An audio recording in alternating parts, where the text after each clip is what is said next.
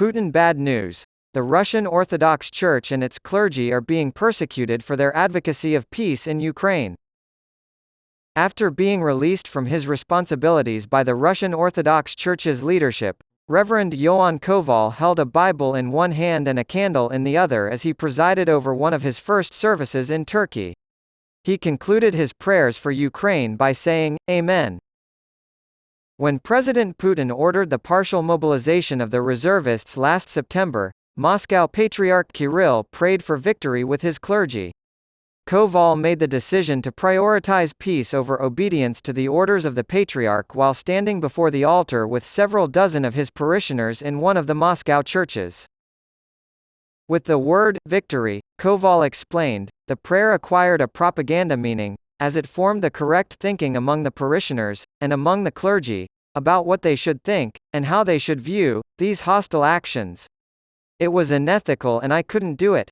I just couldn't give in to the hierarchy's political pressure.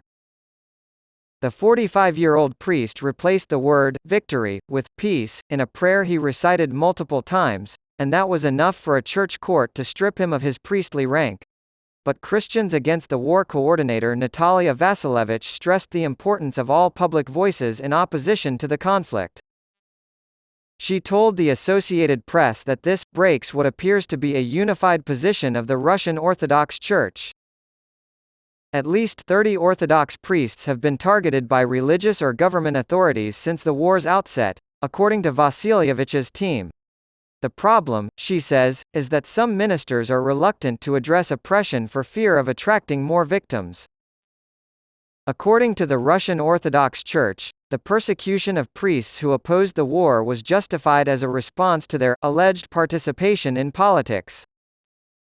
Clergymen who clearly stop fulfilling their pastoral duty and are subject to a legal ban, said Vakhtang Kipshidze, deputy head of the church's press service. AP. Vasilievich, meanwhile, claimed that priests who publicly back the conflict in Ukraine face no repercussions and are even backed by the government. The Russian regime is interested in making these voices louder, she said. If a priest refuses to join in or keeps quiet, he or she risks being transferred, suspended, or fired from their position, along with the associated loss of salary, housing, benefits, and most importantly, the ability to serve the congregation. Never once did Koval second-guess his decision. With all of my heart and being, I was against this war. It was against my beliefs to pray for the success of Russia's invasion of Ukraine. Despite Russia's objections, Koval took his case for deposition from the Russian Orthodox Church to Ecumenical Patriarch Bartholomew of Constantinople, who claimed the right to hear appeals from clergy of other Orthodox churches. Related reading. Xi makes first overseas trip since coronavirus outbreak and meets with Putin in Russia. The Patriarchate of Constantinople reversed their decision to depose Koval as a saint in June due to his stance on the conflict in Ukraine. Bartholomew welcomed him to preach in his churches that day. After speaking out against the war in a chapel near Kostroma and being fined by the local court for defaming the Russian army, priest Ioan Berdin also wanted to leave the Russian Orthodox Church. He beseeched Kirill to allow him to be transferred to the Bulgarian Orthodox Church, but Kirill refused and instead banned the priest from ministry until he issued an apology.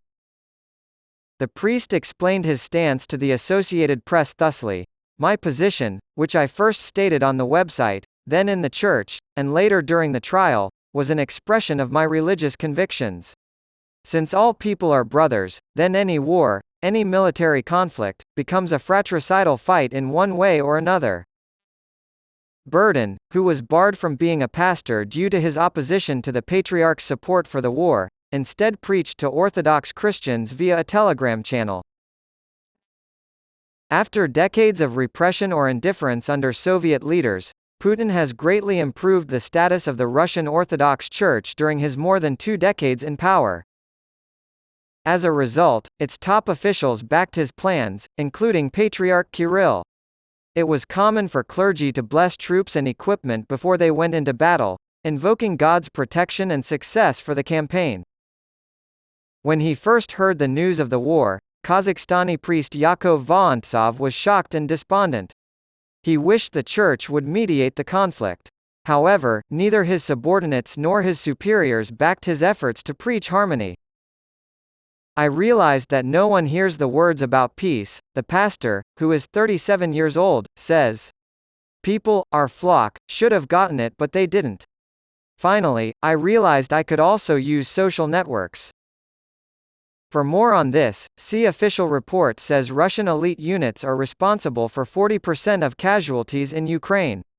His Facebook posts protesting the war were well received by his online followers, but he was met with hostility in real life. His superiors decommissioned him multiple times, warned his congregation to avoid him, and eventually recommissioned him. The priest eventually stopped hoping and took a leave of absence from his position in the Russian Orthodox Church. The priest, sitting in his apartment without the black robe he's worn for the past 13 years, says, "They wanted me to leave, and in the end they got it. But I did not resign my rank. I simply decided that I could not for the time being be among those people under these circumstances." The Patriarch's authority extends beyond the borders of his own country, and his directives are binding even on priests serving in other countries. Orthodox Church chaplain Andrei Kordushkin was suspended for 3 months in February by Kirill because of his anti-war stance. According to Kipshidze, Kordushkin was found guilty of inciting hatred among his congregation. The priest, however, claims that this is merely a warning. Kordushkin declared, "I don't think there was anything legally wrong with me." According to the author, if there is no canonical crime, it means that canon law is simply used as a mechanism of political repression. Kordushkin has consistently called for peace in Ukraine and has been a vocal critic of Russia's invasion of the country since the conflict began. He thinks priests should share the Christian message with the public and not keep silent. No matter the consequences, we must speak out. Ian Sullivan of the Associated Press is based in Madrid, and Vladimir Tretiakov is based in Almaty, Kazakhstan. _________